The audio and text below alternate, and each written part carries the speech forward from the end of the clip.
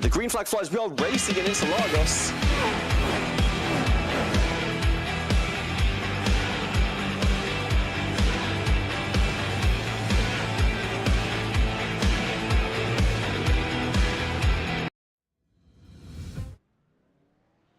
Hey, welcome back everybody to the And Store Racing IMSA series. Sorry we didn't have a broadcast last week. That was because I was away and Steve, who was going to cover for me, had some hardware issues. So we're going to try and make up for it this race. We've got a little surprise for you as well that you may have seen linked below in the description. But we're going to have a bit of a sort of delayed premiere of that video, a little bit late, but kind of our live debut of that video that you can see on the channel description if you want to go and take a look now. Or you can wait until warm up and we can get through the exciting. I know it says we're 5 minutes through this session. We're not. We're 0 minutes in. It was a session mishap. The session was made 5 minutes longer than it was supposed to be, so we had a 5-minute hold at the start of qualifying so that all our timing still worked as usual. And you can just see there, before I switch the graphic over to show just GT3 cars, that GT3 AM is actually sitting above GT3 Pro. That's because Ignis set the fastest lap time of all of the cars in GT3, so the AM driver's going quicker than all of the pros, so he's put them ahead. That might just be in a bit of qualifying luck, so we'll see what it's actually like once they get into the race and see if it stays like that. But you've seen that now, so we'll switch over to GT3. A fairly healthy field today, a little bit of a drop in attendance as you tend to see towards the end of the season when you get people dropping out of championship contention, etc.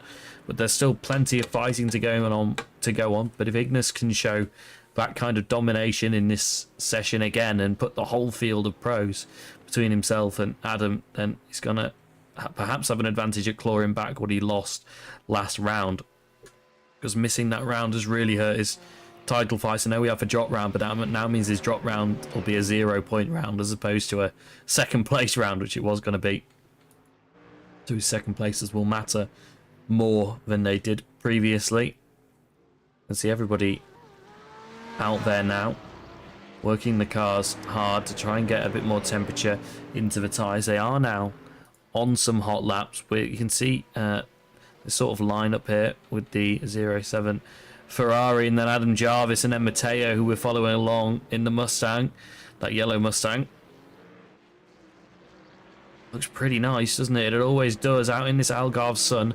I believe there's a little bit of rain potentially towards the end of the race from the forecast I've seen, but that's not going to be a concern in this session. So Ignis, I was going to say Ignis is quickest so far in Sector 1, and he was, but then he was sort of dethroned by Dominic Knockel in Sector 1 a little bit later on. So Ignis not quite having the speed he had earlier on, maybe, or maybe he didn't have it in Sector 1 and he was making it up elsewhere, but Dominic went just a tenth quicker than him in Sector 1. There's still plenty of time for that to swing the other way as well. So Ignis with a 40.1 in Sector 2, so it's going to be interesting to see what Dominic can do in Sector 2 and if he can get closer. Ignis is going to be one of the first cars across the line. He's coming through that super sweeping downhill final corner, the right-hander. So reminiscent of Barcelona, this track, particularly in aerial shape from above. But that final corner, right on the limit. Ignis does keep that fastest middle sector, but Fabio Ponta has gone quicker in Sector 2, pro driver, but Ignis still quickest of them all so far. Dominic Knockel is going to be next to come across the line. He's a car that challenged Ignis early on in this session. Comes across the line. What's it going to be for Dominic Knockel? Only up to P3 as it stands. Kiko Lakaye up to P4. Luigi Nespolini slots in P4 now. Slightly bunched up field. Take a look at the gaps rather than the intervals. Vincent Ossoms goes to P2 as well, so top three drivers all within 1/10 of a second as it stands.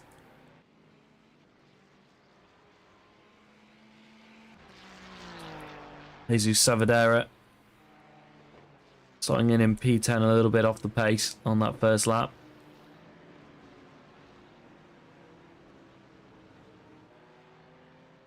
Ignis is on another pretty good lap, but he was about a 10 slower than he was the previous run through Sector 2.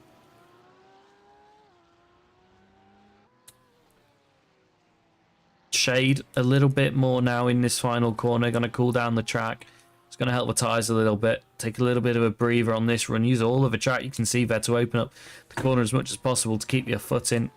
Going through that corner we spoke about last time round, and now it's just flat to the line. Not much work for him to do now here. And is it going to be an improvement? It is an improvement by about half a tenth. Moves himself up to P1.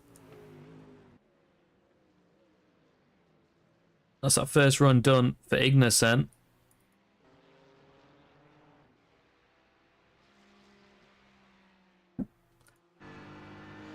Not the best view.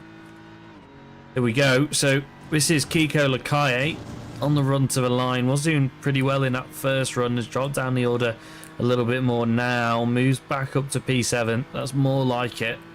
But even that top 9 all within a second of each other. But you can see what that's done there. So Ignis is an AM driver. He's currently on provisional pole position. Next AM driver is Alvaro Valcarce. Is doing pretty well in P6. Then you got to go to Adam Jarvis. So Adam Jarvis has got all of those cars between himself and Ignis. And really, he's just got to hope that Ignis maybe doesn't have the race pace to match those guys. Maybe doesn't have the consistency that they do. Kiko runs a little bit deep there. That's not ideal for him. A lot of drivers choosing to carry on a little bit more than others. Vincent Ossoms is about to start a hot lap, so let's follow him through on this one. Into turn 1, using all the curb on the outside. Get right up to the sausage, but don't abuse it. Oh, got a little bit loose on the rear end, then sticking. Doesn't look that comfy in this section of Ferrari. Rear end doesn't look as stable as he's maybe want it to be. Is it tyre temperature? Or has he just got it really skinny for that huge long straight? Let's throw up the track map. You can have a quick look there. That run through that final off-camber corner, but all the way down the straight is so long. And then you've got this stretch here as well. And the straight he just went down. It's after turn 4, sorry. So you really do need low downforce here. But then you've got these, it makes these other sections really difficult. Vincent, it's an okay first sector, but it's a couple tenths off what Fabio Ponta has just done behind him. So Fabio going to be the real challenger here on this lap, it seems. Vincent again not able to improve in that middle sector. Looks like he's struggling a little bit on this run. Is it the rears? Have they gone away slightly? Ignis, a 29.8 in the first sector. That's a 10th quicker than anybody else has done so far round. So Ignis once again showing that he's got what it takes to be pretty quick.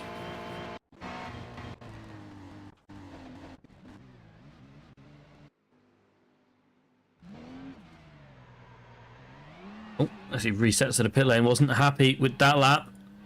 Fabio Ponta coming through the final couple of corners now. He's trying to improve from where he is at the moment in P3. Will want pole position, obviously, being the pro driver, but Ignis is 0.2 of a second so far on this lap quicker than Fabio, sorry.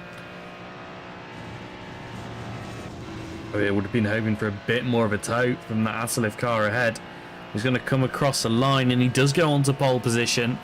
Just under a 10th advantage, but Ignis is surely going to wipe that away with that purple sector 1, which is a 10 quicker than Fabio. He's a 10 quicker than Fabio in the second sector. He's a 10 quicker than Fabio in the final sector. That's going to put him on pole by just under 0.4 of a second.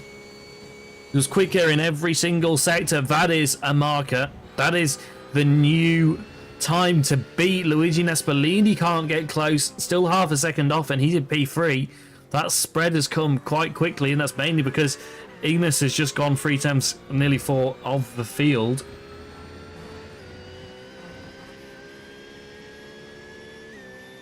Well, the car's improving behind. No, Dominic Knockel, who was quick early on in the session, currently sits P5, but he's green here with a fairly competitive first sector and a couple of tenths off the pace in the middle. So hopefully he can claw it back a little bit in this final sector.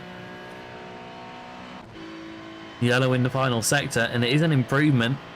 Stays P5. I think it was P5 before, so no improvement, but probably secures that P5 because Alvaro just had an improvement behind him.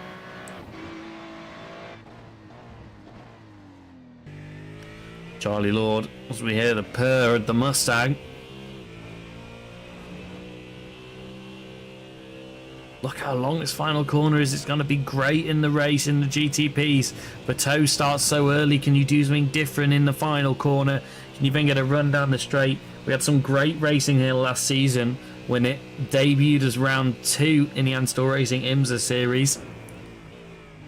And it looks like we're going to get some more great racing today as well, potentially with a little bit of rain to spoil the fun at the end of the race as well. Ignis can't touch that lap this time round.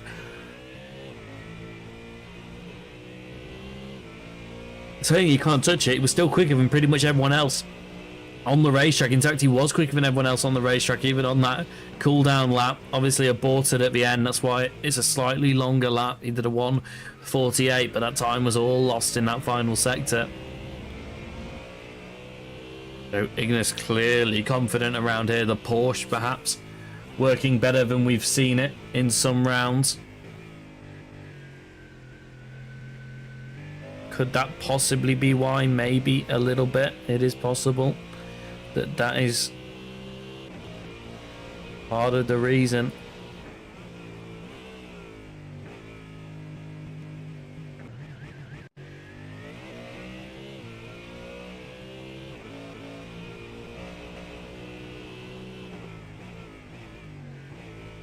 Kiko Lakaye improving again.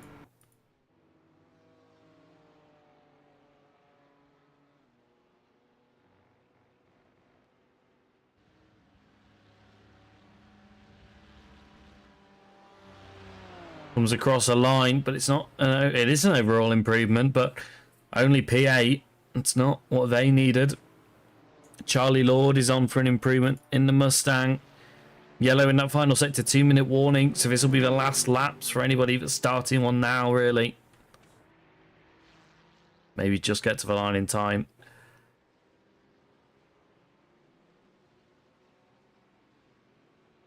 Charlie Lord is going to be in a race against time here. Comes out of the pit lane with 1:40 left, and it's a 1:40 hot lap. Obviously, he's not going to do the run down the whole straight, so maybe he'll just make it in time for the flag. Race control can see down to the fraction of a second what time they cross the line to start the lap. And what order of all events, what the order of all events taking place on track are. They can see that as well. That'll help them determine who's crossed the line before the checkered flag. Agreements out there for Luigi Nespolini with a pretty impressive sector 1 there. Just on a 29.8. That's matching pretty much what Ignis did in his sector 1. So is Luigi going to throw a curveball to Ignis's plans at the end of this session?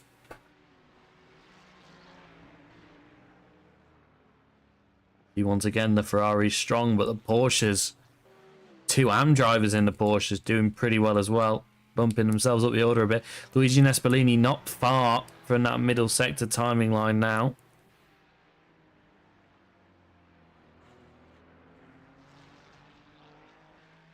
And it's a 40.3, so he would have wanted better, but it's not bad. There's still definitely potential to improve on his current position here if he can get a good run through the final corner. Really want to rotate at the top of the hill so you can straighten out as quickly as possible. Oh, we see him getting loose on the rear end there, sliding about using all of the track as we discussed earlier on in the session. That's checkered flag for GT3, so the 12 car made it across the line just in time but Charlie Lord in the 71 did not. Fabio improving further down with a purple sector 1. Luigi Nespolini improves the time. It's 4.5 tenths off, secures that P4. You'd have to say Fabio Ponta is going to be the next big threat. Surely he's not far from the line. Let's see if he can challenge Ignis. That middle sector surely not going to be enough to do it, and it's not. Doesn't actually improve in the end. Lost some time at the end of the lap. Ignis takes avoiding action as the Ferrari comes to a halt to reset to pit lane. And I got that 2-minute period, well, about a minute on it left before we see the GTPs come out. So I think we'll see them queue up in the pit lane earlier. Now, Davide Favaro switched from the GT3 category to the GTP category a couple of rounds ago. It's had a couple of issues. But quickest by a fair chunk in practice. Only driver to get close to the 29s. Only driver in the 39 zeros. So he can definitely make some good progress in this one.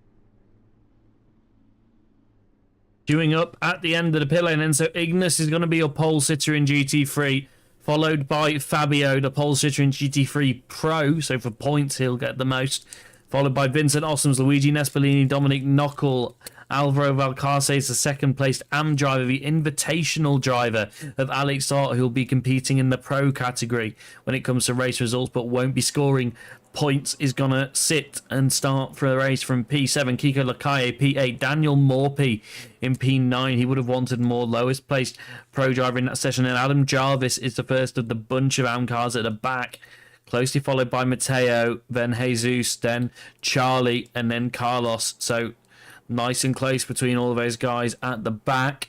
So we're going to get plenty of good racing. Now, Jan Volmers has had a pretty good season so far. Oyston, I believe, is a championship leader. He's been pretty dominant, but we've also seen flashes of pace from other people. Albert Preem has been quick on occasion, and Davide Favaro, the latecomer to the category, is going to be mighty quick in this session in that Porsche.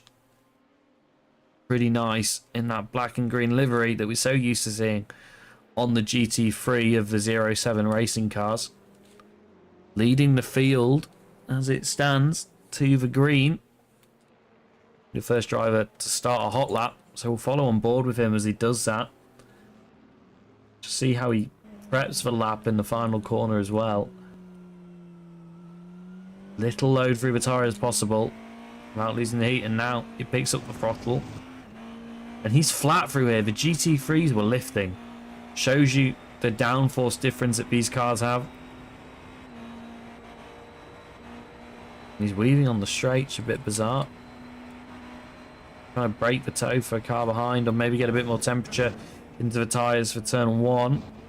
Goes a little bit deep, but I think that's fine. No, it's not. It's a 1X. There's a 1X for Davide Favaro. Jan Volmers with a 2X behind. What's happened here? Well, this is on the warm-up lap. Oh, locks the rears. That deep braking zone at the hairpin.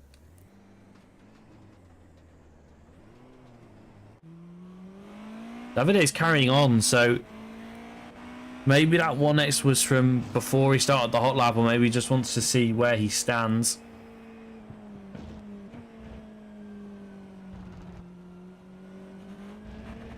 Track flows so nicely here.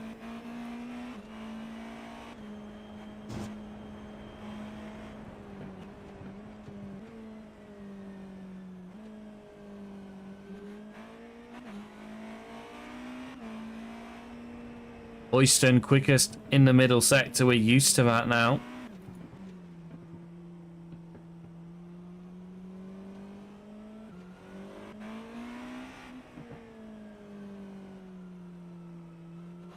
Davide, not long left to go on this lap. Quinten Verdonk, though, has been absolutely rapid. Miles quicker than these guys in Sector 1 and in Sector 2. Oyston crosses the line first. It's a 1:31.7. That is the lap time to beat. Quinten goes quicker. 1:30.5, nearly a second quicker. So Quinten, absolutely rapid.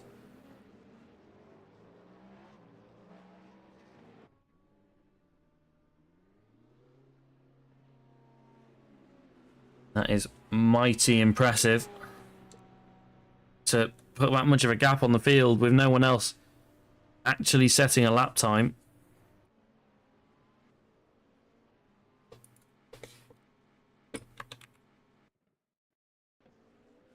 Apologies everyone, just some small network issues. Apologies if you're getting any dropped frames, or it seems to suggest you're not, so maybe it's a iRacing side issue.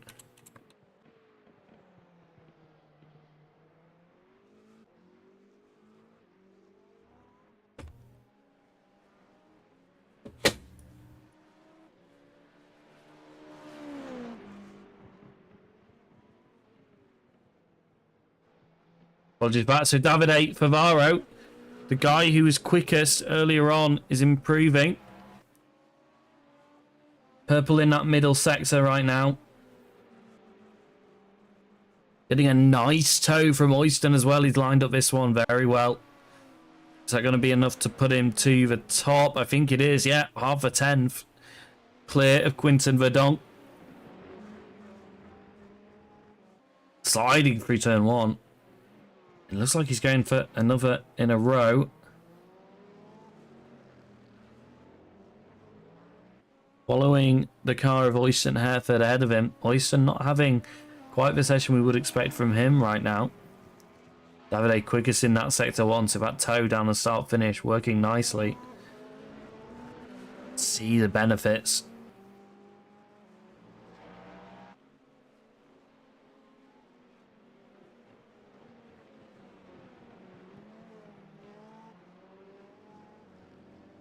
Oh, and he pulls off.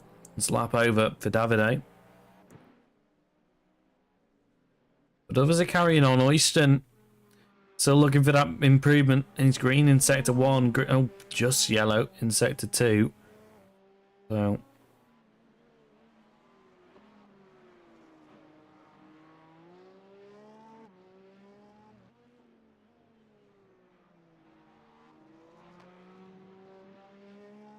we need to find a little bit more than he is at the moment.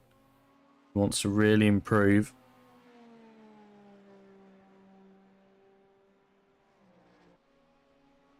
Carrying on, but it's yellow again, so I don't think... Oh, it is an improvement. Up to P3. And then quickly displaced by Sergio, who put in a pretty mega lap actually there. That's not a bad lap from him at all. Only 3/10 off of pole position. Mohamed Calambo behind sets a lap time. 3 seconds off the leaders, but it's the first one he's done, so there's still time for improvement in that fat Porsche. Jan Volmers crosses the line to slot in P5, so all but Mohamed within a second of each other right now. Albert Preem been pretty quick, but looks like he's not managed to set a lap time actually.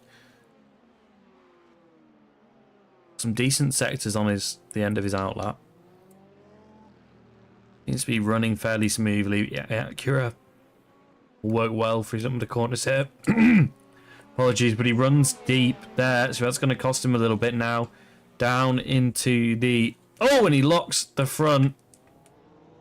That's not what he needs. Down into the last 7 minutes of this session now, so halfway through. And he's going to need to do a bit better than that. And he knows it. He's carrying on. Just get a lap time on the board, perhaps.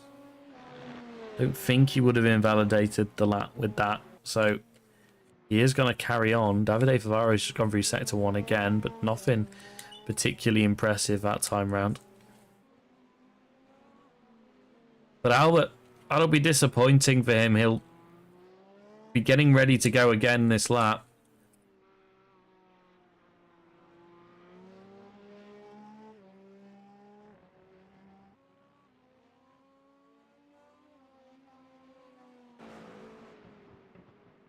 Apologies, everyone.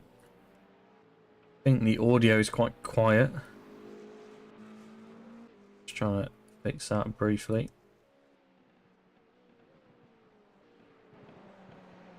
That should be a little bit better. There we go. That's more like it.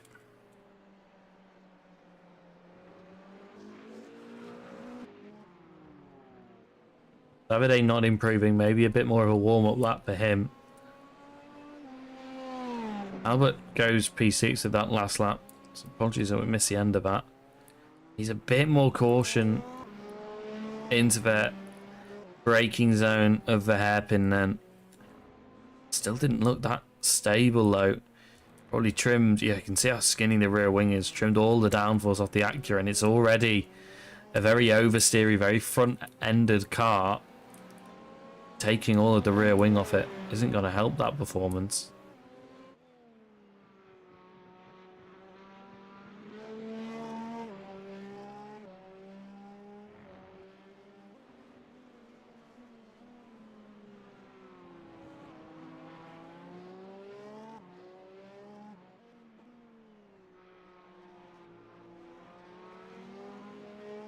So not long to go for Albert Preem on this lap, coming through that final section of the corner. That section of a lap, sorry, that final corner. Run to the line now. He's going to improve, surely. And he does. Only at one spot, though. That's because that top six are all within a second of each other. Quinton Verdonk and Davide Favaro a bit closer. Davide Favaro, by the way, purple in Sector 1 and it's yellow in Sector 2, but it's still a pretty impressive lap time in sector time, sorry, in Sector 2. He's not backed off. He's still pushing. It's just not quite as good as what he did last time. Still think there's definitely potential for this to be an improvement for Davide. I think it will be, surely. It is. Quite a chunk. He's just under a 10th off of his previous lap time to move a 10th clear. Just, well, 1.3 tenths clear of his closest rival so far this session.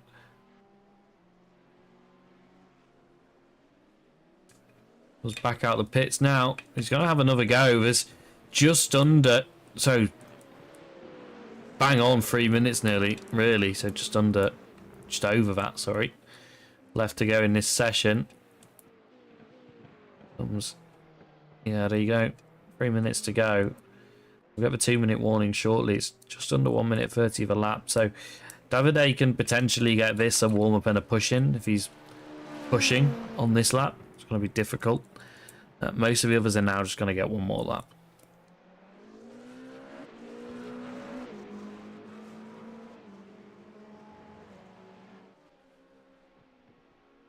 Hoyston improving that.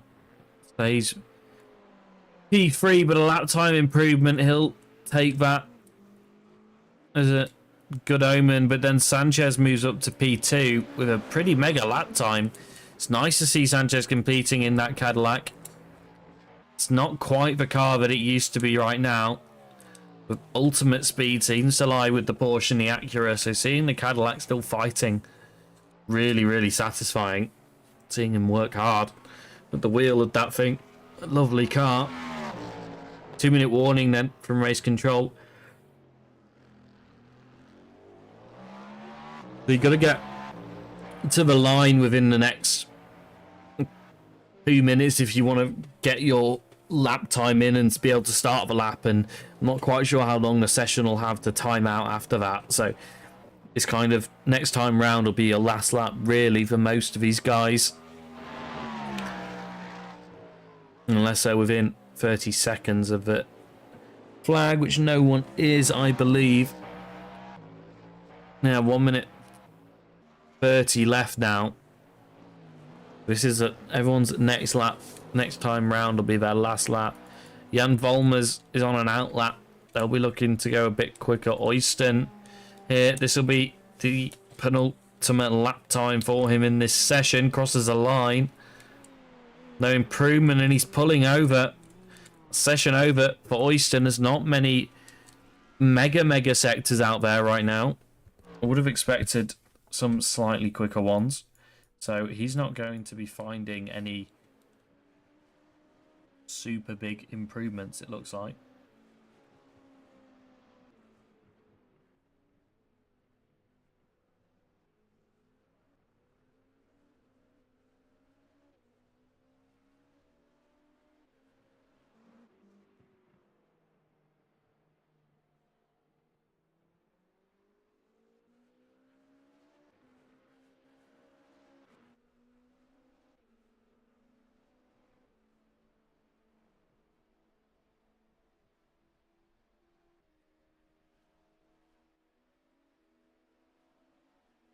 Session seemingly over. Davide made the line, so this will be the last lap for him if the session doesn't time out. You can see the checkered flag out now. Doesn't look like... Oh, Quinten Verdonk could potentially improve. I think Jan Volmers is going to struggle to improve based off the sector times they've set so far. Davide wasn't a bad first sector, and maybe if he can pull something out of the hat in the rest of the lap, he can improve. No improvement for Jan Volmers. Stays P5. Quinten Verdonk just had a moment, I think, actually, or they pulled over to abort the lap. So Davide is the only one running out on track now. This is pole position for Davide Pivaro, and Sergio Sanchez will line up alongside him in that Cadillac, and then it's a nice little pattern afterwards. Quinten Verdonk in the Porsche, Oystein Hereford in the Acura, Jan Volmers in the Porsche, Albert Preem in the Acura, and Mohamed Kalambo in the Porsche, a little bit off the pace, but never say never. He can do something from there in this race. These cars are going to be very packed up due to the tow here, and if you can sort of stay in contention and play it safe, especially with that rain coming at the end, potentially that rain coming at the end, we should say, there's definitely potential for some of these guys.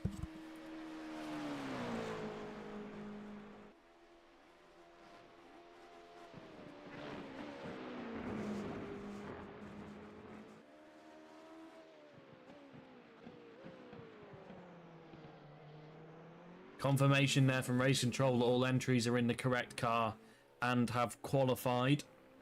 What we want to see. That means everybody will be scoring points bar the invitational driver, which is Alex Ott.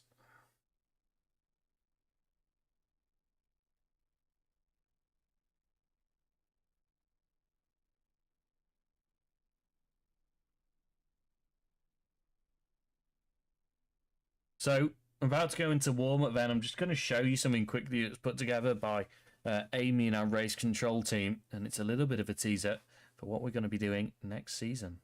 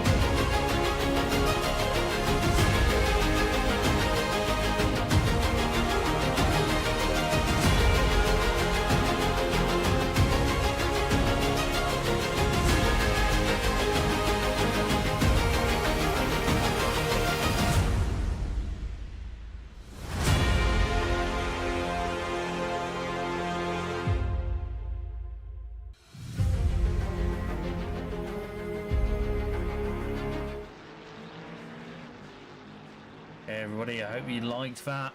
So, confirmation that we're coming back for Season 7. The link is in the description for the trailer. The link is also in the description to the website where you can go and grab your entries now for what is a very competitive price with still some great entry, some great prize money in all 4 classes. So, Pro and Am will be back in GTP and in GT3 as well, of course. So, going to be a very nice big field. So, go and grab your entries. And a couple of things to point out from there. No street course race coming up this season. We've done... we didn't broadcast last week, but we were at Detroit and at Belle Isle. And last season we went to Long Beach. So we do try to do a sort of street course-esque track, but we didn't really want to go to Chicago because it's not really for these kind of cars. But we wanted to keep that essence. Why we put Zandvoort on the calendar? It's that tight, twisty nature of an old school street course sort of track without big runoffs and stuff. So we thought that would be really fun to go and do, something we've not done before. And another thing to point out, Daytona's back. Can't wait to go there again. We're doing Le Mans this season as a finale, but it's always hard to not include Daytona on an IMSA calendar. So it's really nice to see Daytona back. And as you may have caught, a 90-minute round for the finale. So as usual, each race will be 60 minutes long, but that finale will be extended by half an hour with the same size fuel tank. We're going to keep the fuel tanks the same, don't worry. So what would normally be a 2-stop race at Daytona is probably going to be a 3-stop race.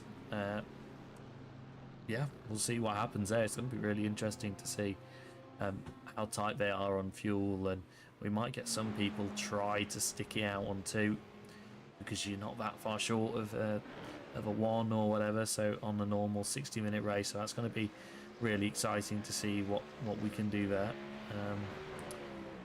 And yeah, starting September 19th. So next week at Le Mans will be the final round. So that'll be on the 29th of August. And then we'll get a couple of weeks off.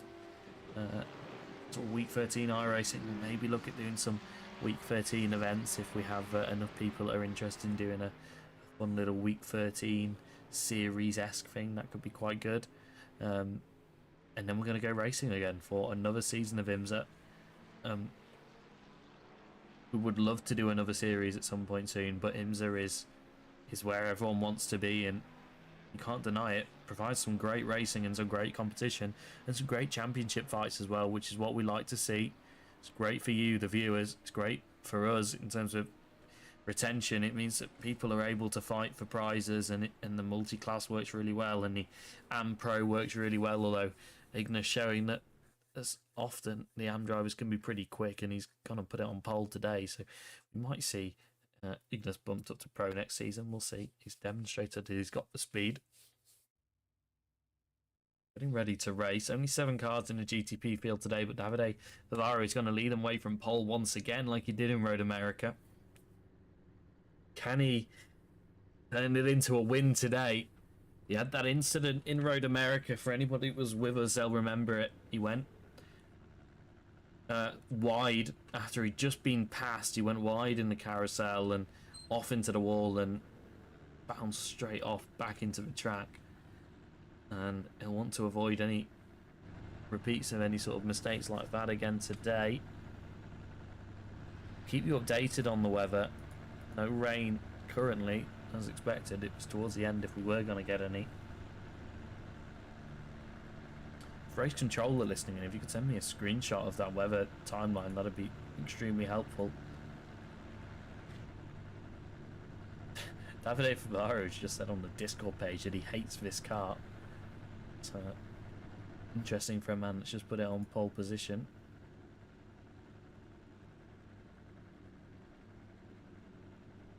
Big call from Race Control here is that every GTP has taken their drop round as 0 points. So where they finish now really, really matters in that championship fight. We've got a fairly long warm-up lap, so what I'm going to do is go ahead and give you a rundown of the championship standings as they are right now, because that'll really help us understand the implications in this race. So Adam Jarvis is leading in GT3 AM by just around 60 points. That'll have changed obviously after today's qualifying and drop rounds and all that, but you know, that's where it stands roughly right now. GT3 Pro Vincent Ossoms is leading by fairly big chunk, 60 points. Well, 52 points that is actually. But Fabio's in P2 taking a much bigger drop round. Vincent's lowest scoring round was 310 points. The lowest for Fabio is 35, and the lowest for Nespolini is 0. So he can afford a slightly worse round. And then in GTP, Oyston, they've all taken their drop rounds, like I said, pretty much. And Oyston currently leads by, it's a fairly healthy margin, by 130 points. But what's worth really watching here is Davide Ferrari's only scored 60 points so far. But if he can have a good next couple of rounds, he can bump his way up in the points a fair chunk.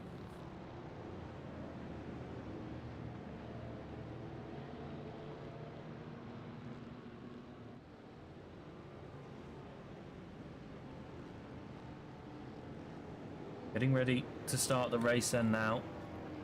Coming into that final section for the drivers. Sure, we're watching Davide here into turn 1. Let's look at Quinton's car instead. Starting P3.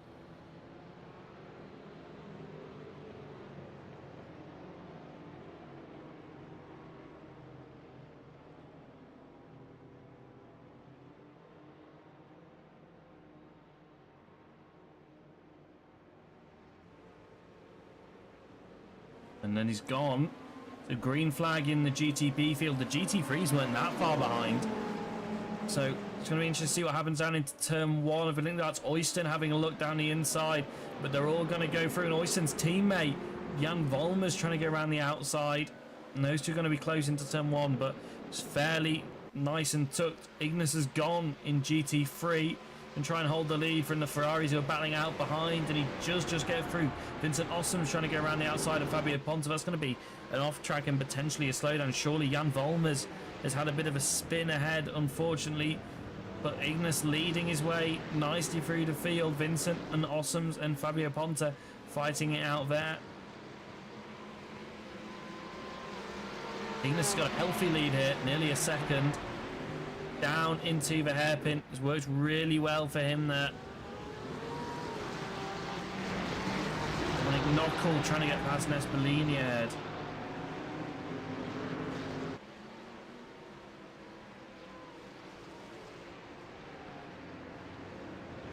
And he can't quite make it work there. He's going to have another opportunity here. But they're all fairly single file in a GT3 field now. Everyone fairly well behaved. 1X's in turn 1 for a big chunk of a GT field. 4 cars in GT3 getting 1X's in turn 1. Probably because we're getting a bit more side by side than the hypercars were. But Dominic Knuckle really wants to get past Luigi here. He feels like he's got the pace. You can see in the way he's driving, looking for the different lines. Let's look up front. Oyston getting ready to make the move for P2. Surely no. Sorry, not Oyston, that's Quinton. Looking to make the move. But he can't. Doesn't find a gap to make it work. The GT3 is going to be coming down the straight now. This is going to be a great chance for Dominic Knuckle as Nespolini look to go a little bit wide there. That orange Mustang of Alex Ott behind. The Invitational driver looks very nice, very aggressive. Dominic thinks the better at late lunge in turn 1. That probably for the best. Didn't quite have the straight line speed there, it looked like. But he's hassling him in the corners again, so perhaps running a slightly steeper wing to get a bit more grip through the corners, a bit more consistency. It'll help him if the rain comes as well. Help him to manage the tyres. Ignis, it's kind of stabilised about where it is. Fabio kind of pulling away from Vincent. Vincent now on the defensive.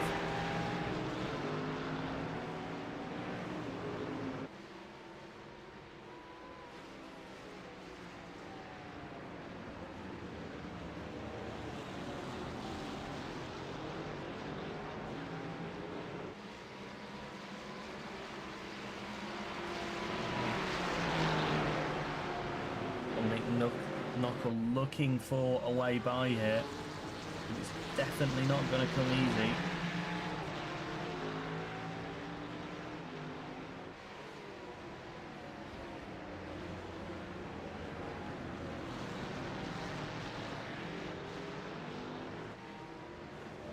So Ignis leads GT3 AM and GT3 overall. That's why AM is currently sat ahead of Pro on the leaderboard. And Davide Favaro leads in GTP by 1.5 seconds. Quinton Verdonk in P3, Ocean Hereford in P4, and Mohamed Colombo P6 just behind Albert Preem, but he's doing a fair job of keeping up, and that's Fabio taking the lead then. No, sorry, not taking the lead, just doing a quicker lap time, and that's what's reversed for standings there. So Fabio on the attack now. Let's show you class set 2 instead, because then we can see the gaps between these guys.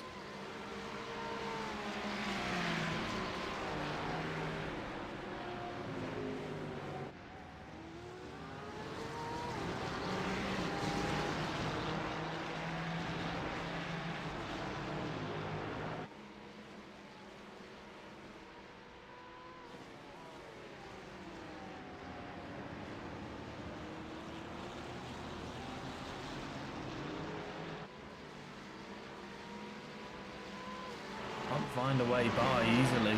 He is trying, he's really trying. Adam Jarvis is trying to be aggressive on the pro cars ahead. In case anything happens to Ignis, he wants to be as close as possible to try and scoop up the position. Don't worry about Alvaro, a few positions ahead though right now as it stands as well.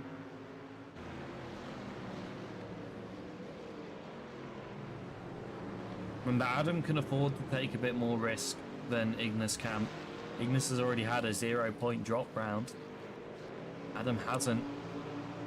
So Adam can take more risk here today. And he's going to want to get Kiko surely. Because Kiko dropping off the back of Daniel Morphy ahead, and they're not even going to have a tow anymore. So and Adam's going for the move even before they got through the corner. So I don't know if there's an issue for Kiko. Struggling for outright speed right now as it stands. Down into turn 1, and Adam Jarvis is going to have it still for the braking zone. Even Matteo looking for a way by actually. So Kiko really struggling at this stage in the race. Not sure what's caused that to come on right now, but he is struggling, and he's spun. That's Matteo trying to go for the move. Let's take a look at what happened. Here you go. Here's the incident. View it again. So Matteo down into turn 1, sees the cars in front battling. It's just been put under investigation. It says so many cars because they all got off tracks in turn 1, I imagine. Matteo's going to go for a move down the inside, and well, from that angle it looks like he was nice and tucked up against the curb. Maybe just worth looking at his gyro cam perhaps, seeing how close he was to the curb. Down into turn 1, the noisy engine of the Ford. Smells an opportunity here. Goes down the inside. I had to say, it was all the way up against the curb, so race control will be looking at that as we saw, and we'll keep you updated. And if there's any outcome from that. Helps Adam Jarvis, but now he's got to try and claw his way back towards the cars in front. Now it's going to be the most difficult. Davide Favaro now 2.2 seconds clear at the front of GTP. Then about a second, just under a second back to Quinton, who we're hoping to try and pass Sergio at some point.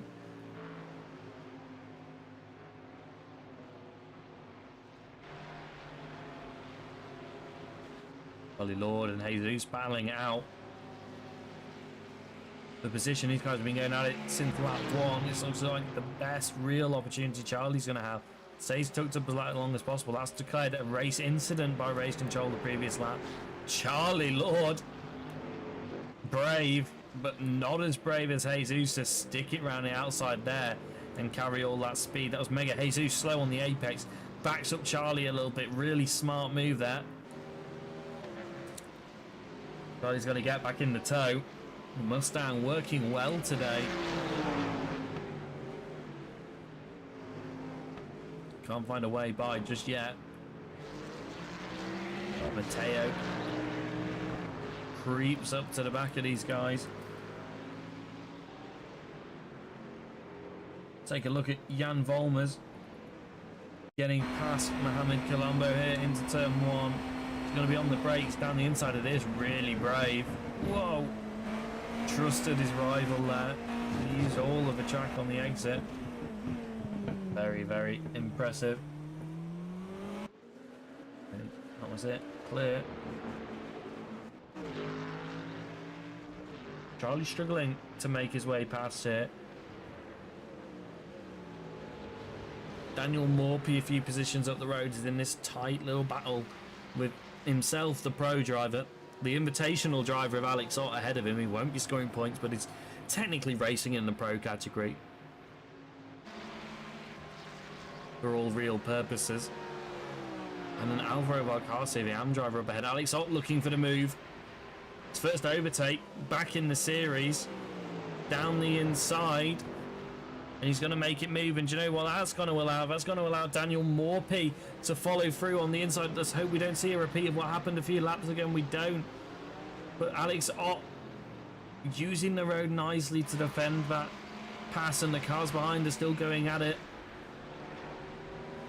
Daniel Morphy now ahead of Alvaro, using the alternate line in turn 4 to make it work. Down into turn 5 they go.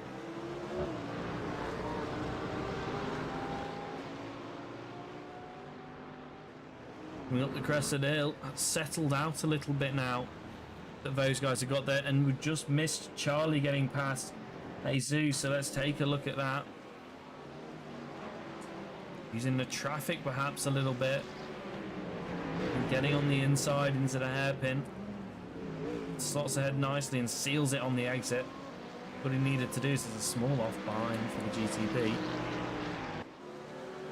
And now making their way through the lap cars. This is where we've seen mistakes from some of these guys before. Davide with that big incident we mentioned earlier on at Road America. Just got to be patient. You're leading right now. As he finds a gap. A very small gap, but he finds it. Around the outside of Alex Ott. Going into that final cut. You really don't want to be stuck behind the GT3 there, because you can see you have to go all the way around the outside as Sanchez did behind. Big flood of cars up here. Clear as many of them as you can before turn 1. That's got to be the aim. Clears his teammate in the GT3 nicely down the inside of Vincent Ossoms. Fabio Ponta in P2 is going to be his next target, but again, his teammate, so surely going to play it fairly nice, and obviously there's not really much he could have done there anyway. And now he's going to go down the inside of Ignis, and do you know what he's done there? He's really helped his teammate. He's slowed Ignis at the apex a little bit. Ignis won't be too happy about that.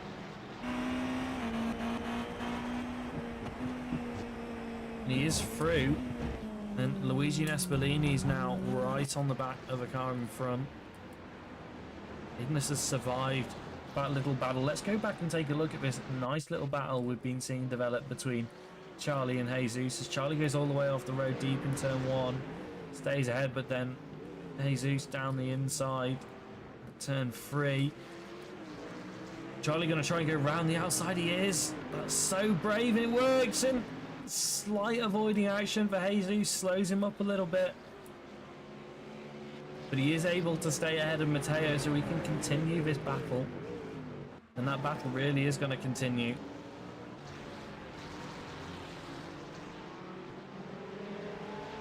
Oyston looking for the move on Albert Preem. The traffic may well come into play here. Going to go around the outside of the GT3s in the final corner. And Oyston staying with the GT3 as long as possible for a nice big punch of air in front of him. And he's going to go down the inside. Surely no, he thinks about it. Takes a wider line. Oh, he's so close here, and there's going to be contact. Surely no.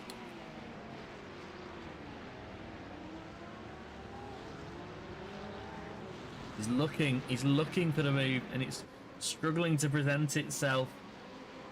And this is going to be that's his last opportunity really in the traffic. He's going to have to wait another 10 minutes or so before they come back around onto the GT3s. As Ignis goes off the road there. It's not a black flag though, so we won't have to slow down. Just racking up the incident points a little bit there. Ignis is on 5, Fabio's on 0. So Ignis needs to watch it and make sure he doesn't count these up too much. We've only done 15 minutes, just under, but let's call it 15. If he carries on at this race, he'll be at, if he carries on at this rate, he'll be at 20 by the time we reach the end of the race. And Matteo with a meatball flag. Take a look at what's happened between Matteo and Jesus here. So Matteo able to capitalise on Jesus's difficulties now that Charlie's passed him. They go side by side through to turn 1. That's really impressive. Brave and trusting from both drivers, and then Matteo gets tagged a bit behind. Drifts through turn 4. Turn 3, sorry, and then through turn 4 now. He's got to carry on. You've got to fill black flag, slow down. He served that quite quickly. And he gets a meatball flag not that long after. He flashes his lights. That's an I'm coming through flashing my lights. Slight contact. Really unfortunate for Matteo there. That's when he picked up the damage from, which it appears to be.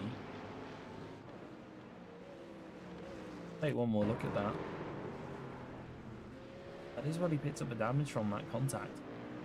Really unfortunate, but he is in his pit window, so he can come in and fix that and still do it on one more stop after this. So not too much of a hindrance.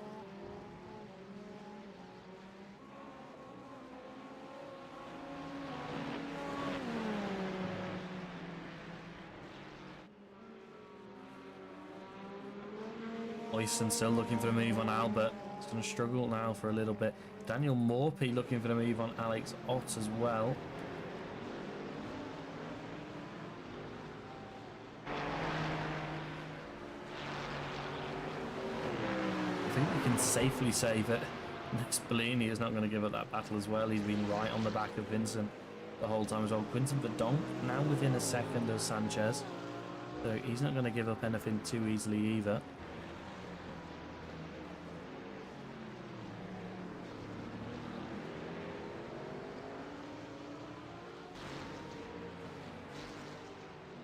Ott has just got enough to hold off Morphy, but maybe Morphy can be a bit sly here, save a little bit of fuel and then short stop him in the pit lane. Maybe that'd be my idea. If you're stuck behind somebody just slower than you, so much you can't quite get past, but you keep going up to the back of them.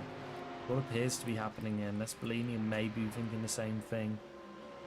Oyston is getting close to a move again now.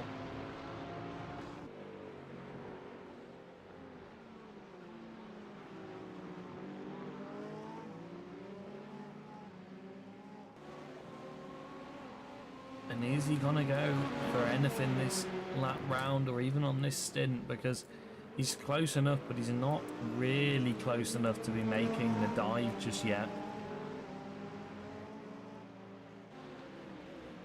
Is he going to be able to use Matteo who's just come out of the pits? He's not really. Actually, might have lost out a little bit there. Although he's nice and close here.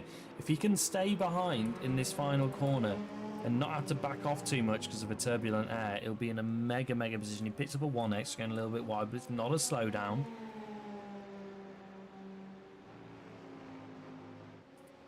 And surely this is going to be his best opportunity. He's already pulling out. He's already alongside.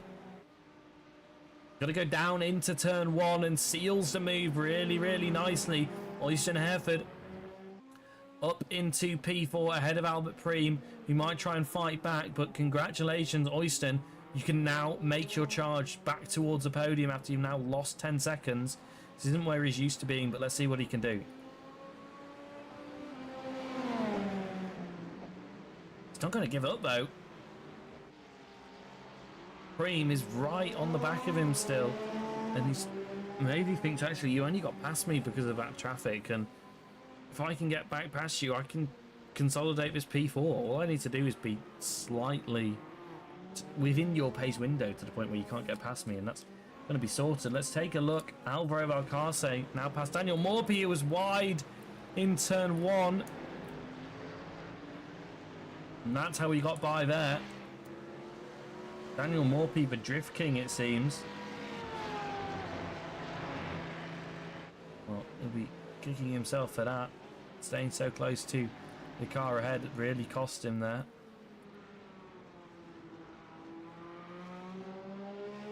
Cream not giving this one up. Cream on the attack. Surely he's going to be into turn 1 with a fairly good exit. I reckon Oyston has got the hybrid in attack. Using it to just stay ahead, and if that's what he was doing, he was successful. Herfjord sort of slowly closing the gap to the cars ahead. He has gained on them marginally towards the end of the last lap. It's not going to be enough to make up that 10-second gap anytime soon. We're at third race distance nearly. It's going to be a big challenge. We've seen him quick pretty much all season. It's definitely not outside the realm of possibility.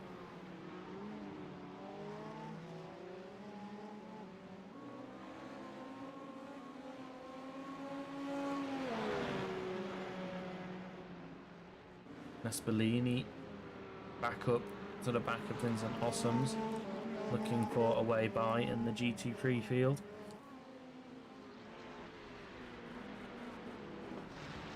But Ignis, he said before the race in the driver's briefing that yes, he was quick over one lap. Might have been post-qualifying actually in the driver room. But he said that he was confident in his quali pace and it was good, and that's why he was on pole. Well, that's why he had the quickest practice time, and that's all well and good, but he struggles in the race, and we have seen that. He's definitely gotten better at that. He doesn't struggle anywhere near as much as he used to in the race. Much more consistent this season. He's lost a couple due to kind of strategy errors, but that was more because of Adam Jarvis's incredible fuel saving rather than anything else that made him quite so quick, that made him lose his points in the first round and meant he was on the wrong strategy. But I don't think anyone else other than Adam Jarvis could have really done that. Nobody else even really attempted it to do what he did.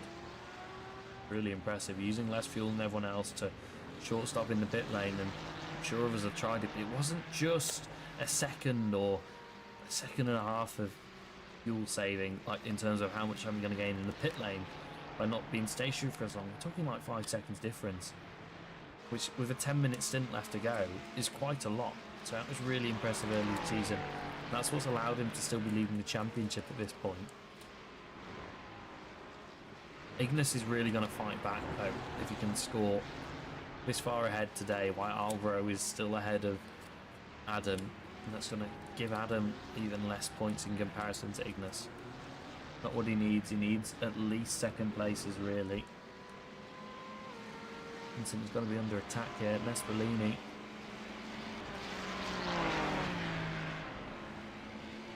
This is a problem when you're both in the Ferrari. It can be surprisingly difficult to find anywhere on the track where you have a significant advantage. You can be slightly quicker all lap. If you're not quicker on the straights or quicker through a twisty section or whatever, it can make it very difficult to secure the move. Alvaro behind really close to Daniel Morphy. That's because Daniel Morphy just passed him. Take a look what happened here. Up the inside. Really well done. Congratulations, Daniel Morphy.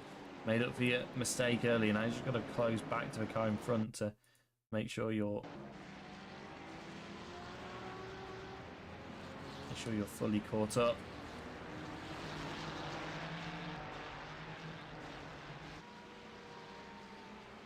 Albert Preen dropping off the back of Oyston now a little bit.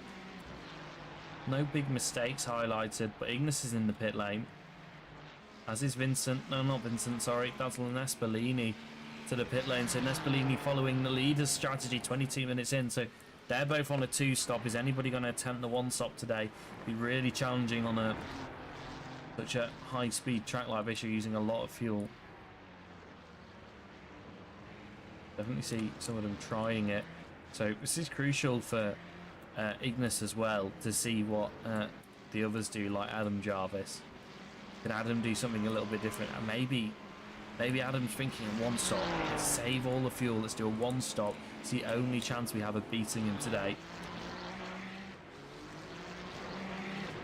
18 seconds in the pits for Ignis. Slightly longer than Nespolini a few places back, was only 17 seconds.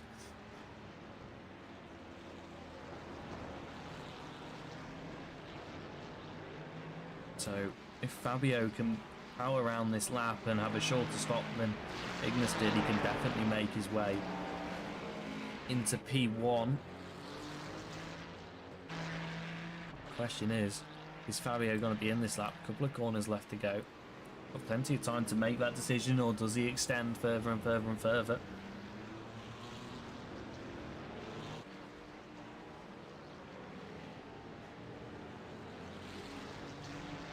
Not long left to go now before the decision point. As worth pointing out as well, Davide Vivaro is pit in GTP, and that's his rival. Sanchez coming in. Fabio carries on. What does Ossoms do? Ossoms carries on. Davide Vivaro was a couple of seconds clear of Sanchez.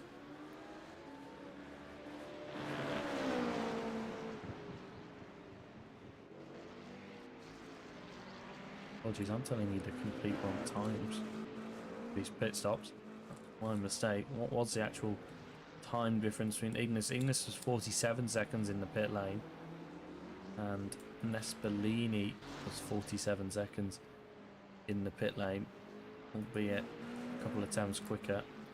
Oysen with a black flag. Oysen has got himself a black flag on pit lane entry. So speeding in the pit lane penalty. Surely after he worked so hard to make that move, he's going to have to do a hold. Will it be a hold or a drive through potentially?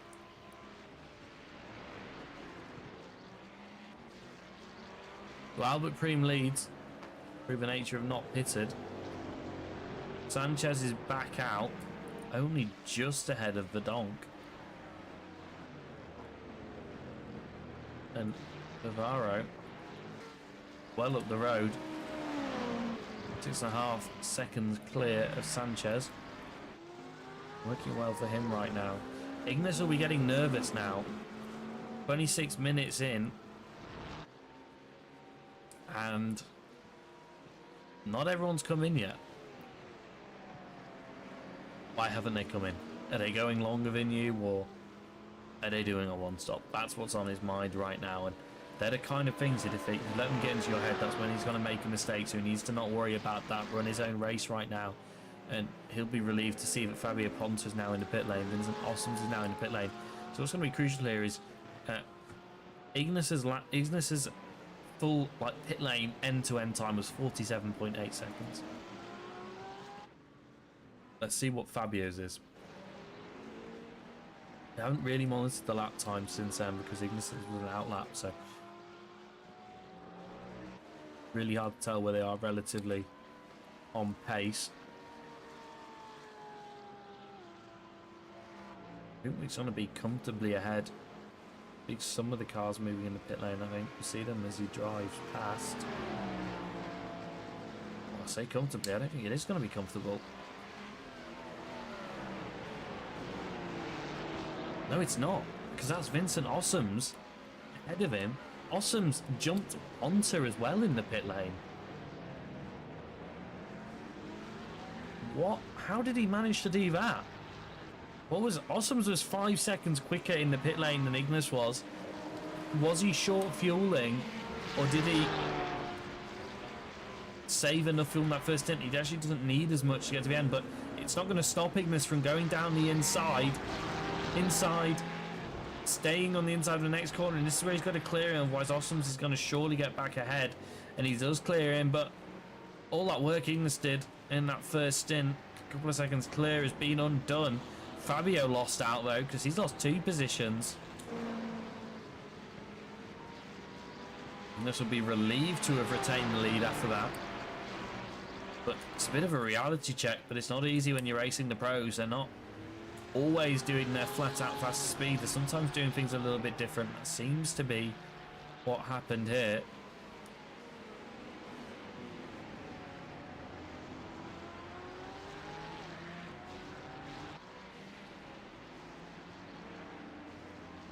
Just a reminder to anybody that wasn't with us when we launched a trailer, you can head over to the YouTube page now. The link is in the description for the Season 7 trailer. It's got all the key information you need to know. And obviously you can head over to the website, also linked in the description, to get your entries for IMSA Season 7. We're going to have more of this amazing close racing. Prize pools in all 4 subcategories. So Am and Pro in both GTP and GT3. Head over to grab your entries now as Albert Preem slides through on these 2, and this is going to hurt Ignis a lot here, really. But Albert clears him for the next corner. That's going to help him out a little bit. Tuck up, get a little bit of a tow. The GTP is going to pull away from you pretty quickly, so it's not that much help. But that's going to stave Vincent's attack off. Would have expected him to be on the inside into turn 1 then, if not.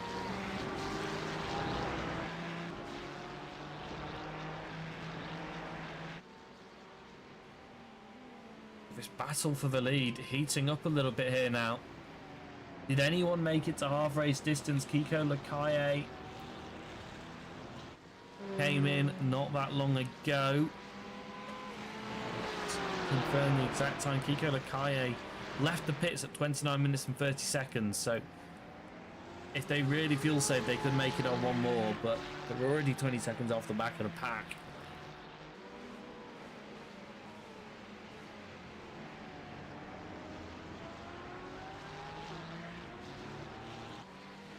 If we can have a weather update from race control.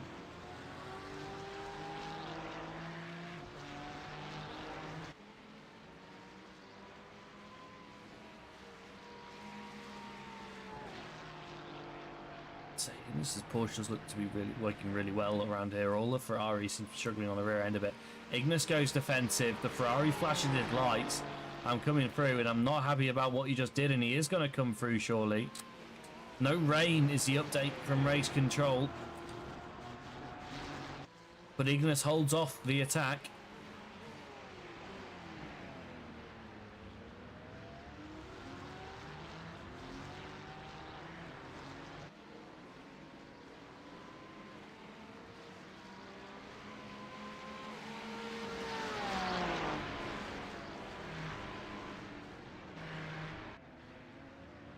Ignis, this will be the first win for an AM driver in the GT3 category.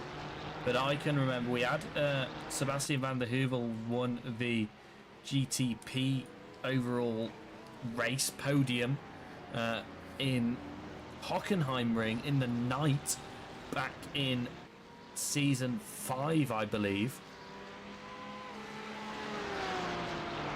This would be the first time for an AM driver in GT3 to have won overall if Ignis can stay ahead, but half race distance and his lead's only half a second, so not over till it's over, and it's especially true today.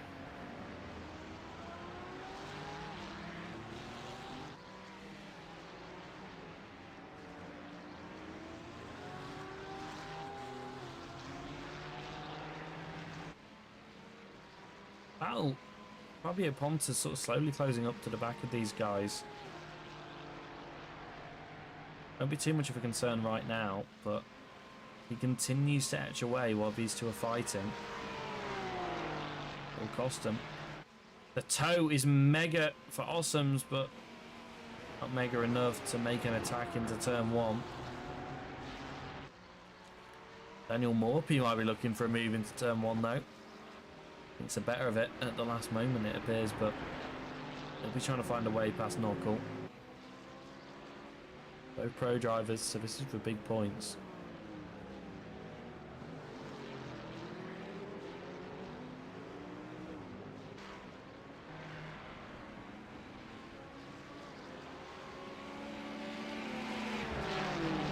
Can he use the traffic? No, not quite here. GTPs are a little bit more spread out, which is kind of helping the GT3s a little bit. You've not got one after another popping up, popping up, popping up. You've got a little bit more breathing time in between them. Which is really helpful when you're in that lower class.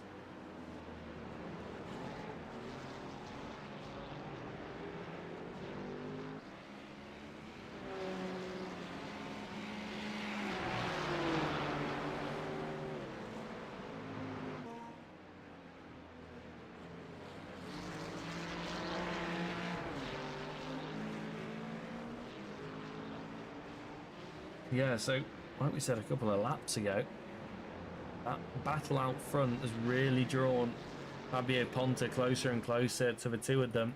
The point where actually getting pretty close to them.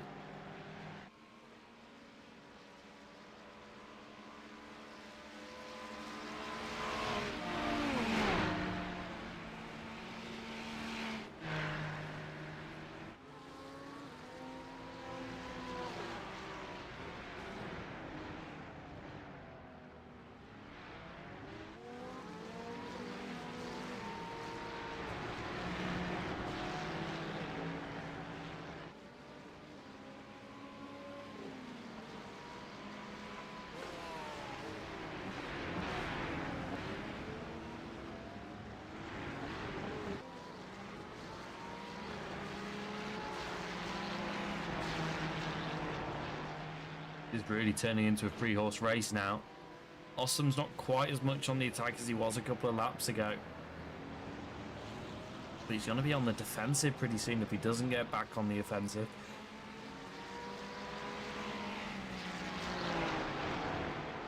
I think he's realised that. He's picked up the pace a little bit here, but Ponta was 3 times quicker than him in Sector 1.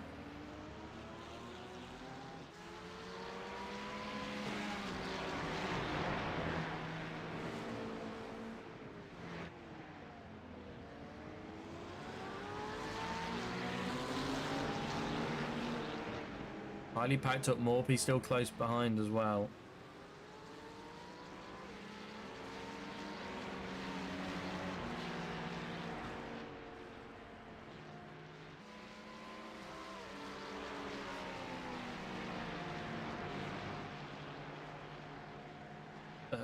Porsche of Mohamed Colombo gets through without any incident, without really influencing this battle.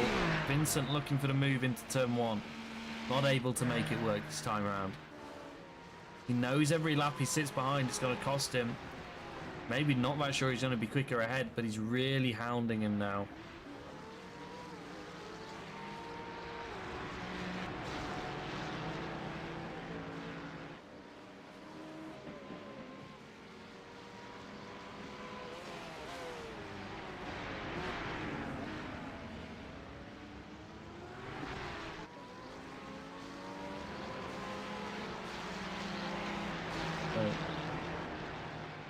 We can see the same swing that we saw in the pit stops last time round. This is going to be really, really harmful for these guys. Morphy and Knuckle have been battling out. Let's take a look. Knuckle deep. Morphy down the inside. Turns to the outside. Knuckle defending well. And he's going to stay ahead there. Well fought battle between the two of them.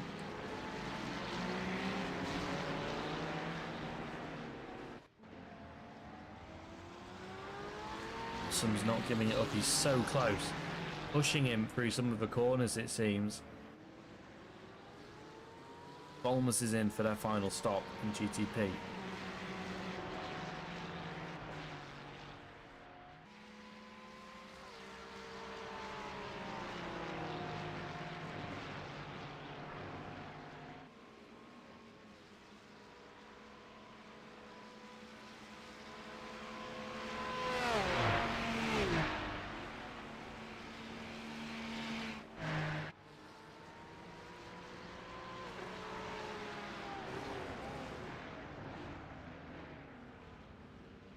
He's going to go for it.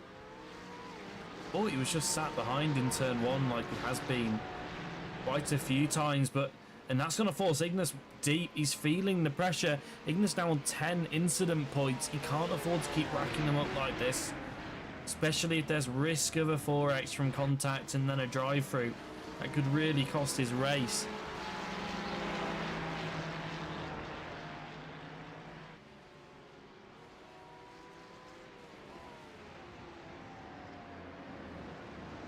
To be super careful here. He can afford to not fight these guys. He won't win overall, but he'll still win in his class. He'll want the overall win, of course. Who wouldn't? But he does really need to be careful here. Because if they're going to get past you anyway, they're going to get past you.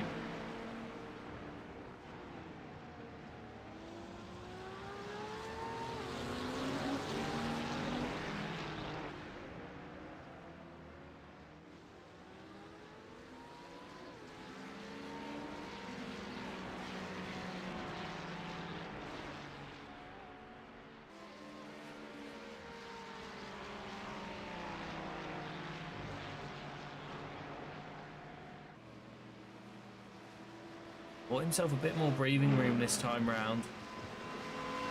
Sort of the most separated they've been for a few laps, really.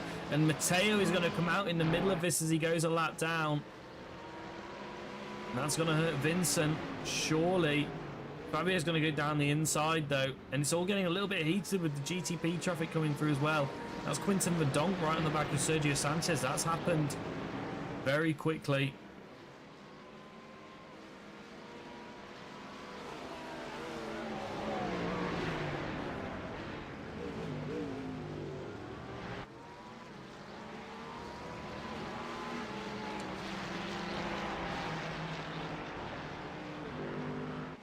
Quinton Verdonk's had a moment behind, though. We saw the smoke puff in the distance. I think Dominic Knuckles also had a moment.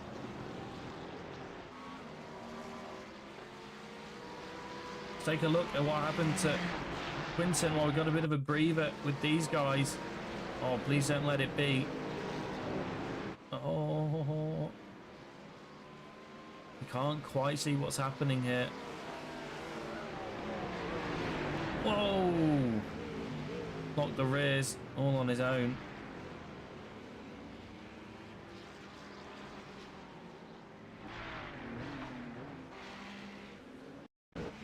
Now let's take a look at Dominic Knuckle. He's also had an incident. I think this is what's been put under investigation by race control. See if we can work out why. Oh, he spins on the exit and collects Morphy with him. Morphy looks like he's mainly gotten away with it. And he has a little bit of damage on that car. And these three still going at it. Morphy into the pit lane for his final stop. That'll be Caesar's fast repair.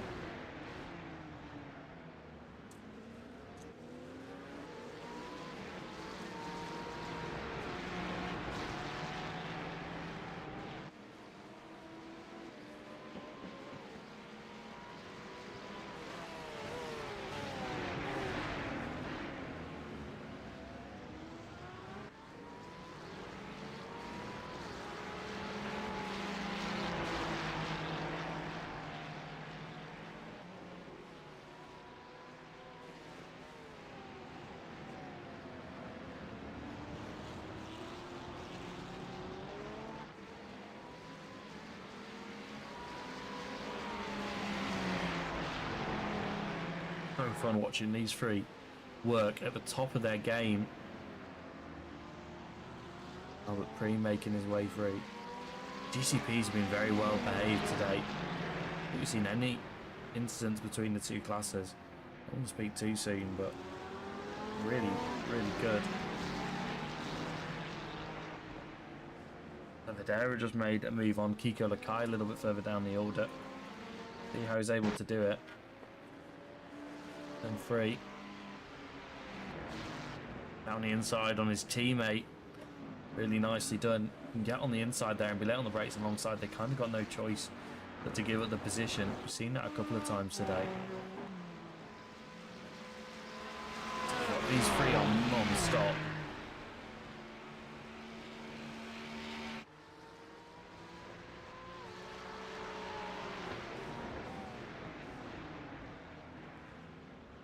Bellini not able to catch these guys, and that just shows you how quick they're running even when they're this close together. Oh, and it's a loose rear end for Fabio Ponta.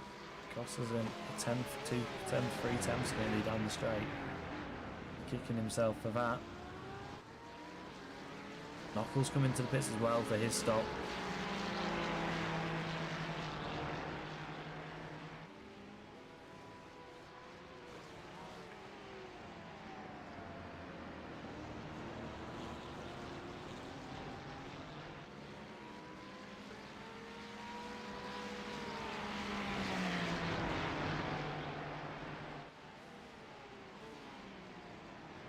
Hey, reset to the pits. Not sure what happened there. See if you had an incident preceding it. Oh yeah, I'll do it. Race over for Matteo. Big damage to the car. Struggled to get it back to the pit lanes. He's opted to tow. Awesome's under attack a bit here actually.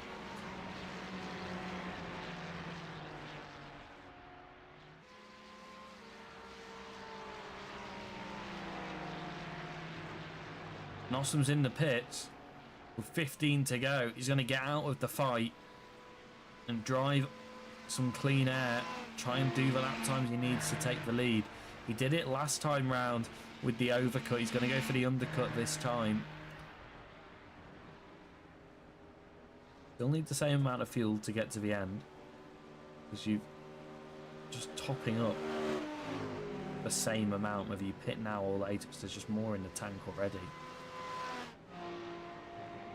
Down quite quickly there.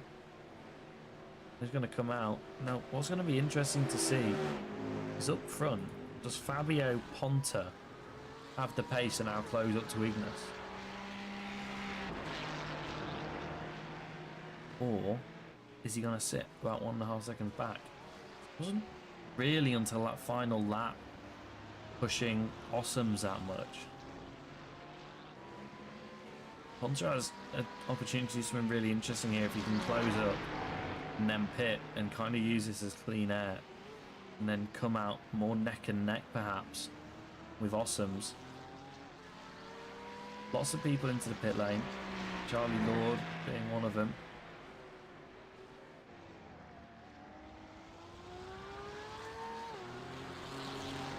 Charlie leaving the pit, so that's his last stop of the race.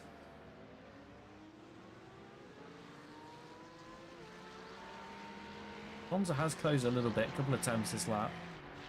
Mainly in Sector 1. Sector 2 is pretty equal between the two of them. It's a little bit far back to get that big toe into Turn 1. But he is gaining on the straight. We've seen that with the Ferrari being a little bit better down here, and then the Porsche working a little bit better in the curves.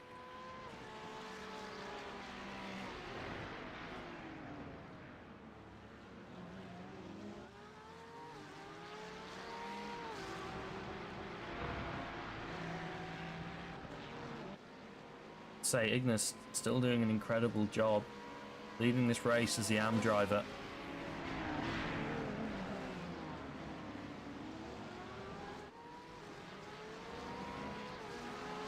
A big shout out to Davide Tavares, who's just pit as well, but still leading GTP from pole position. Very impressive job for a driver who switched categories halfway through the season. Sacrifices points and thought, I'm going to go race a car that I know a little bit better and go for prizes. Well, prizes in terms of silverware, but he's not going to get into the prize money. Well, he might edge his way up if he continues to win a couple more, but he's kind of struggled by the couple of incidents he had when he first joined the category by being quick, but he's shown today he can be quick and consistent. A track that I have to say works really well in the GTP.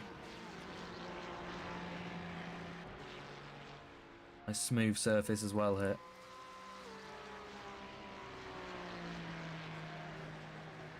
And this is Ponta in and Ignis in. This is going to be crucial. I'll just give you a quick update on how long the pit stop was from Awesome. So Awesome's total time in the pit lane was 42 seconds. It's going to be crucial to see where Ignis is. Let's go and have a look at Awesome's. There's a smoke in front of him from Adam Jarvis, who's just had an incident. Let's take a quick look at that, if we can. Here we go. What's happened to Adam?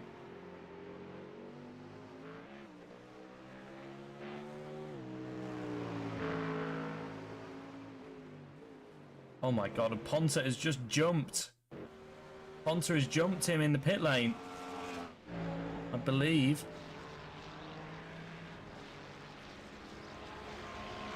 Ponta ahead of Ignis by 3.5 seconds. Ignis was... Gosh, am I reading this right? Ignis was 42... Ignis was 42 seconds, same as Awesome's. And Ponta, 37 seconds, way less fuel into the Ferrari. But Awesome's has also jumped Ignis, who's seeing it fall away in front of his eyes. He's going to have to go on the attack here. Not right up any more instant points since we discussed it earlier on in the race, so he can afford to go on the attack. Still at 11, but only 10 minutes to go. Cars ahead have got a lot more to play with, though. But we'll see him on the attack, surely.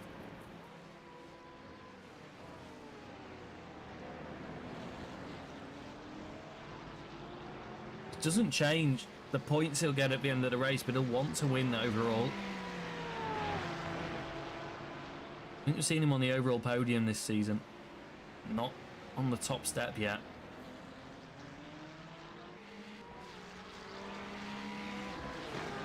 He's got a big job here. He's going to have to get past Awesome's and then close that 4.5, nearly 5 second gap. Yo-yoing a bit, but around 4.5 second gap to Ponta ahead. And we've seen him, the Porsche, struggling a little bit on the straight, so it's going to be really difficult for him now to get back ahead.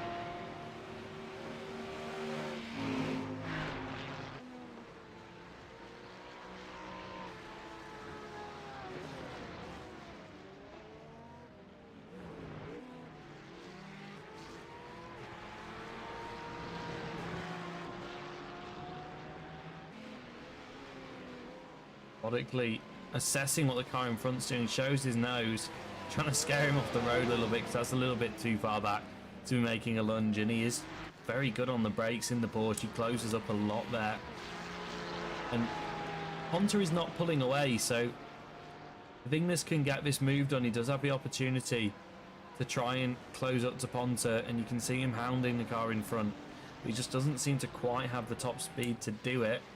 So a quick look at what's just happened to Mohammed. I believe he's had an incident. A lot of debris, perhaps.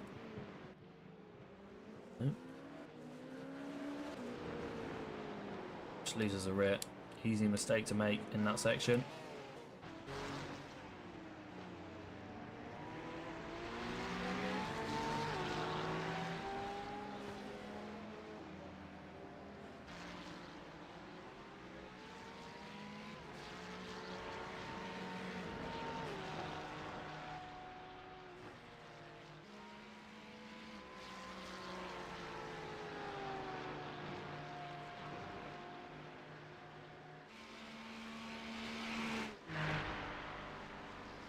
These two now gaining slightly on Ponta.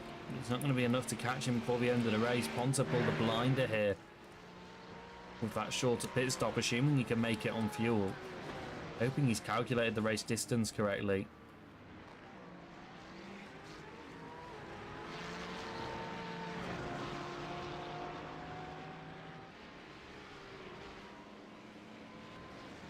Ignis had 7 jokers to use before he got the drive-through.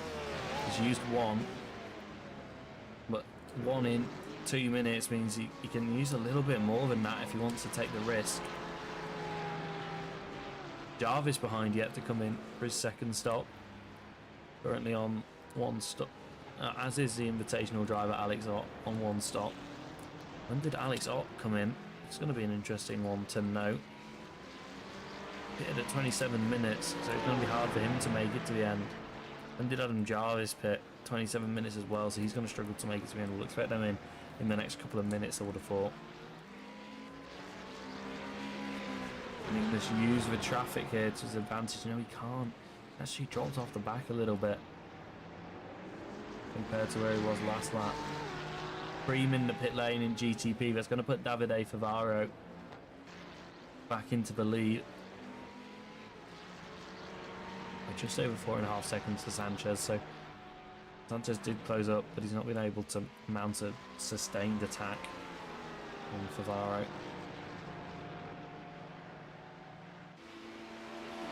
Sanchez coming through now, actually.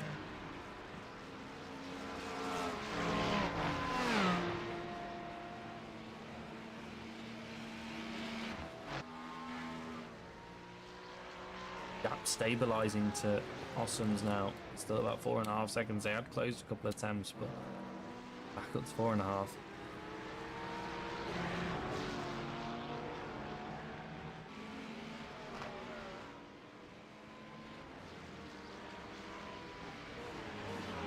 Looks like he's just doing enough to stay ahead.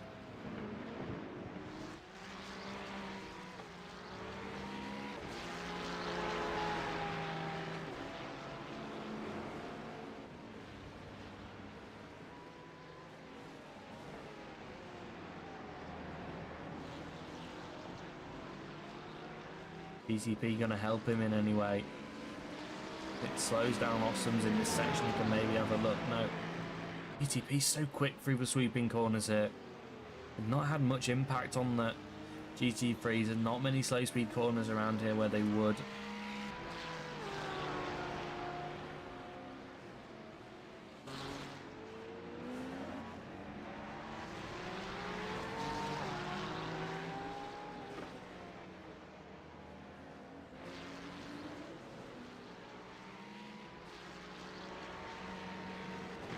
Just stalling behind him now. Ott has pitted. Jarvis has pitted.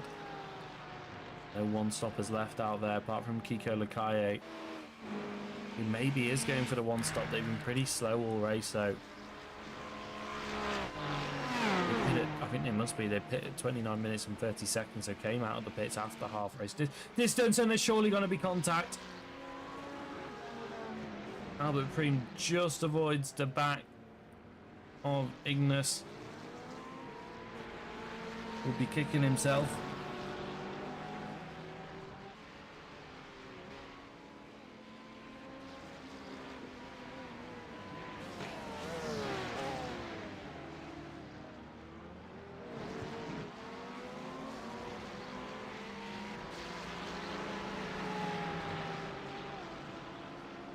Alex Ott looking the most likely to make a move in the field now, the Invitational driver. Only 2 spots off at the podium. This would put him P4.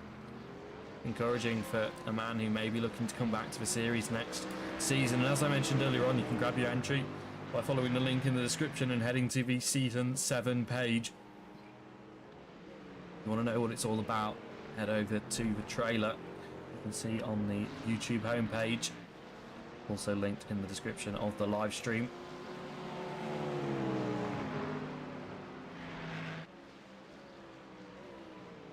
Ott looking for a move, but he knows he's an invitational driver, so play it safe.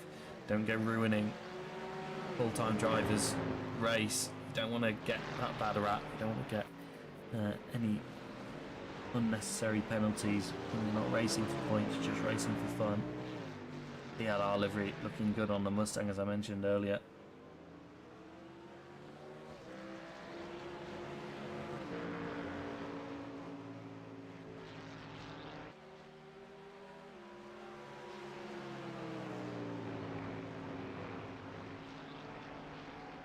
Oh, with a good run here actually. See the gap coming down on the right hand side down to 2.5 temps now. Don't think he's going to run out of straight though, really, to make the move on.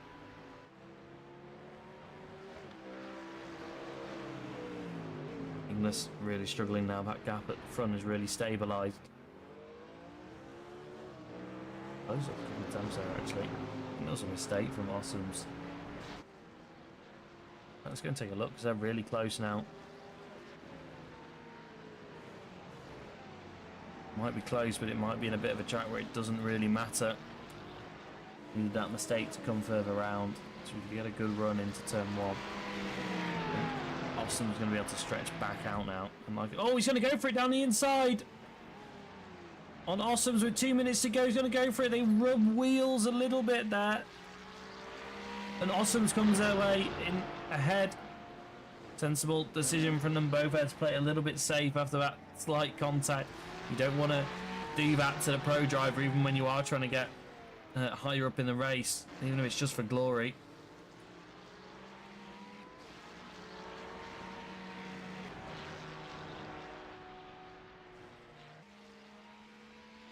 Ignis looking for another run here.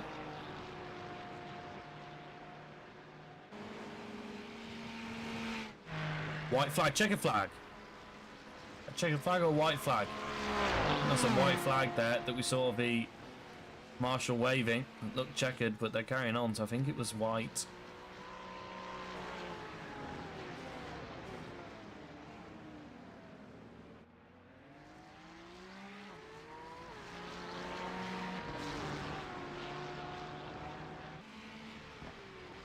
The last attempts for these drivers.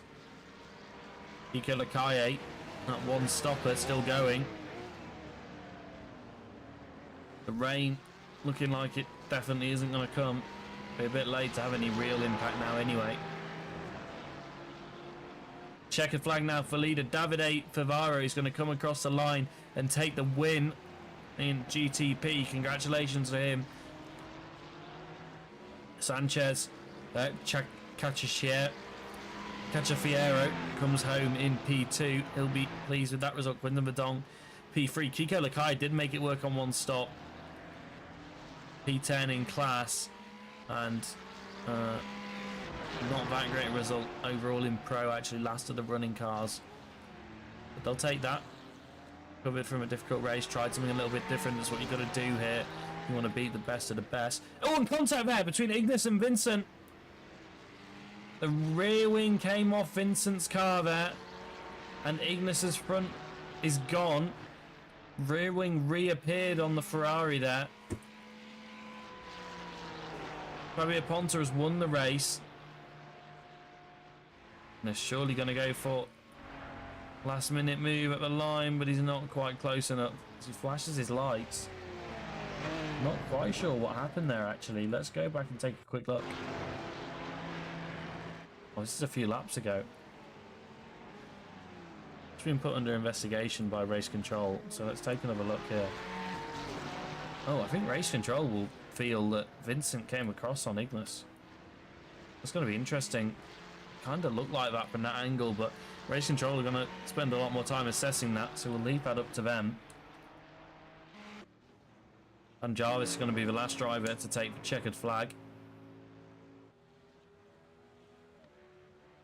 Run, but still comes in P3 and not a bad day really when all is said and done.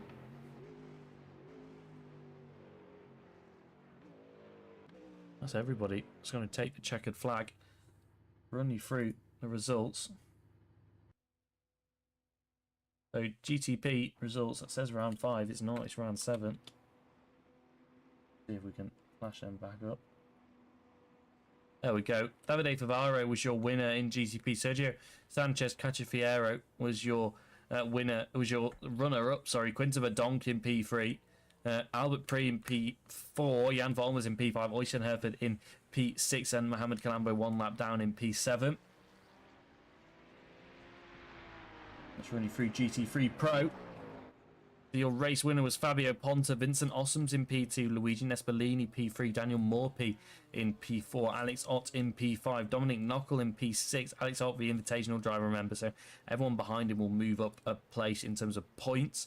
Kiko Lakaye in P7 and Adam Watson in P8. And GT3 Ignis Vincereskis is going to win the race in P1. Alvaro Valcarce in P2. Adam Jarvis in P3. Charlie Lord in P4. Jose Villarejo in P5. Jesus Savadera Vilches in P6 and Matteo Lemaire in P7. So before we move on to closing remarks, I'm going to show you the... In fact, no, let's do a quick summary of what happened. And we're going to drag Ignis in, actually, because he's just joined the waiting room. So let's get him in here and we can discuss how that race went with him. Ignis, hi. Congratulations. Hello. You won the AM race. I'm sure that wasn't your aim today, given the race you had. You wanted the overall win. Still can wave an overall podium, but I think you kind of lost it in the pit stops, if I'm not wrong in saying. Yeah, correct. First of all, I have to give it to Vincent. That fight in the end was pretty fun, but quite hard. I'm really happy the accident didn't happen. But in terms of pit stops, yeah, kind of Porsche having smaller fuel tank meant I kind of went into the traffic both times when I was getting out, so that kind of lost me a little bit of time. So I should have done a little bit of different fuel strategy to avoid a little bit of traffic. But overall, I'm really happy with P3 overall, and really pumped for P1 in AM class. That was a really good race. I'm really happy about it. Yeah, well, congratulations. You kind of kept the stream entertained for most of the race. It wasn't a lot happening elsewhere, so it was really, really fun to watch. Really great to see. Yeah, it was fun. It was fun racing as well. Once again, shout out to Vincent. It was a good fight. Yeah, well, congratulations and good luck in the final at Le Mans next week. You're looking forward to racing there? Oh, definitely. Another race in Le Mans, so it will be definitely a fun race for me. Yeah, it's definitely a need to know iRacing track. So good luck with the practice and good luck with the race next week. Thank you very much. All right, and thanks to everybody that joined us on the broadcast. We're going to close it out there. So thank you for everybody that came along, and I hope everyone has a good break before we're back next week for the finale. And don't remember, we're going to leave you with the trailer for next season, but you can grab your entry on the website as usual. Goodbye.